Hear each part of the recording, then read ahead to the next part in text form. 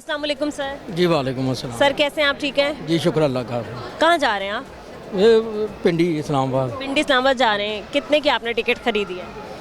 ये तो economy class की इन्होंने अब तो 900 रुपये की कर दी है।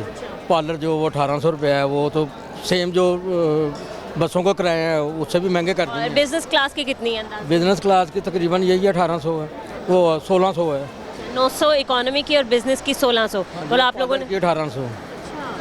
सर कल से दोबारा इजाफा कर रहे हैं किराए में, 5% इजाफा कर दिया जाएगा, तो मज़ीद सफ़र जो है वो महंगा हो जाएगा। तो फिर क्या करेंगे हमारे शहरी, क्योंकि ये एक सस्ती सफरी सहूलत है। ये तो प्राइम मिनिस्टर को सोचना चाहिए कि ये जो है ना रेलवे को नाकाम करने का मनसूबा है जिस पे काम हो रहा है।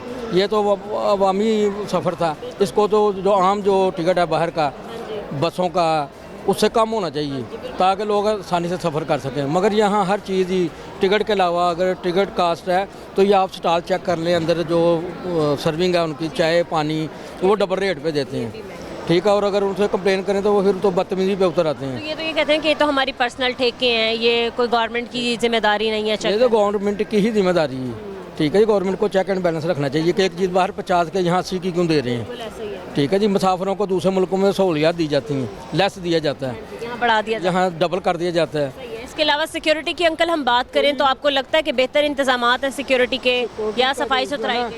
कुछ बेची है मगर कोई यानी कि इस पर कोई ख़ास तवज्जो नहीं है इनकी। यहाँ तक मैं आपको बताता हूँ कि आप देखें कि ट्रेनों में जो भीख मांगने वाले लोग हैं वो भी सवार हो जाते हैं, ठीक है जी। कोई उनको पूछने वाला नहीं है, कोई उस पर एक्शन लेने वाला नहीं है, ठीक है। जिससे भी पूछो वो बस ये जो स्टॉलों की सूरत हाल है वो बड़ा कंप्लेन कहते हैं जी करो, रिटर्न भी कंप्लेन दें तो 1-2 जुर्माना करके छोड़ देते हैं। जी मेरा नाम नदीम शहजाद है। मैं इसमें ऐड ये करना चाहूँगा कि आपका सबसे पहले आपका थैंक्स कि आप जो है ना आवाम की नुमाइंदगी करते हैं और उससे अच्छे खूबसूरत अंदाज से पेश करते हैं। ये तो हुकूमत को चाहिए कि जो सिक्योरिटी के वाले से आपने बात की है कि बेसिक रेलवे पुलिस के अंदर जो कमी है उसे पूरा किया जाए। जो सिक्योरिटी कैमरेज हैं और उन्हें जनाब बाकायदा उन्हें सहूलतें दी जाएँ तो सिक्योरिटी को बेहतर किया जा सकता है। अगर एक ट्रेन में अगर 2 सिर्फ कांस्टेबल हैं तो वो बड़ी शर्म वाली बात है कि उनकी सिक्योरिटी जो है वो बढ़ाई जाए ताकि वो ट्रेन के पैसेंजर को भी तहफ़्फ़ुज़ मिल सके और ट्रेन में भी जो है ना बाकायदा बेहतरी आ सके। तो लेकिन अभी मैं आई हूँ अंदर, मैंने कोई भी नहीं देखा कि फ़ीमेल के लिए कोई चेकिंग के लिए कोई लेडी कांस्टेबल बाहर खड़ी हो या वो पर्स चेक कर रही हो, बल्कि मेल का भी कोई सामान चेक कर रही हो। मैंने ऐसे बिल्कुल भी नहीं देखा।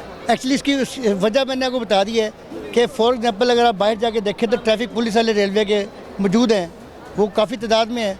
अगर वो तादाद अगर कन्वर्ट कर दी जाए कि सर रेलवे पुलिस से इतना ही काम लिया जाए कि जो स्टेशन हैं और गाड़ियाँ हैं और उनको जो पैसेंजर्स को जो गाड़ियों के साथ अगर साथ लगाया जाए तो उसमें बेहतरी आ सकती है। अगर जो किराए में इजाफा कर दिया 5% कल से, तो आप इस इजाफे को कैसे देख रहे हैं? हम कहते हैं कि हुकूमत जाए तो मज़ीद जितना मर्जी इजाफा करे, लेकिन उसमें सहूलतें भी तो दें कि अगर इंटरनेशनल मेयार पर अगर आपने आना है, इंडिया के हवाले से अगर आप देखें तो वहाँ की ट्रेन जो है वो बहुत बेहतरीन जा रही है। आए दिन तो यहाँ पर हादसे हो रहे हैं, ट्रैक वो डीरेल हो जाता है। और जो कि ये तफरी है, एक बेहतरीन तफरी है, इसको मज़ीद बेहतर बनाने के लिए, आवाम को सहूलत देने के लिए तो कम से कम सहूलतें तो दें।